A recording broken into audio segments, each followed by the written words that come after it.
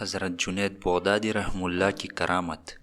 حضرت جنید بغدادی رحمہ اللہ کے دور میں ایک امیر شخص تھا جس کی بیوی رشک کمر اور پری چہرہ تھی۔ اس عورت کو اپنے حسن پر بڑا ناز تھا۔ ایک مرتبہ بنا و سنگار کرتے ہوئے اس نے ناز نخرے سے اپنے شوہر سے کہا کہ کوئی شخص ایسا نہیں جو مجھے دیکھے اور میری تمنا نہ کرے۔ خاوند نے کہا مجھے امید ہے کہ جنید بغدادی رحمہ اللہ کو تیری پرواہ بھی نہیں ہوگی۔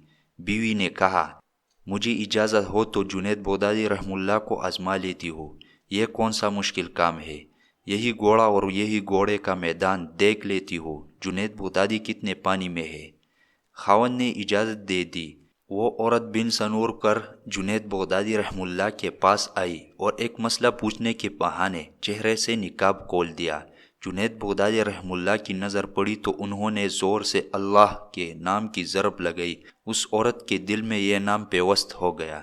اس کے دل کی حالت بدل گئی۔ وہ اپنے گھر واپس آئی اور سب ناز نخرے چھوڑ دیے۔ زندگی کی صبح و شام بدل گئی۔ سارا دن قرآن مجید کی تلاوت کرتی اور ساری رات مصلے پر کھڑے ہو کر گزار دیتی۔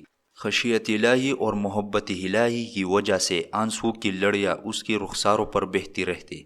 اس عورت کا خاوند کہا کرتا تھا کہ میں نے جنید بغدادی رحمہ اللہ کا کیا بگاڑا تھا کہ اس نے میری بیوی کو راہبہ بنا دیا اور میرے کام کا نہ چھوڑا۔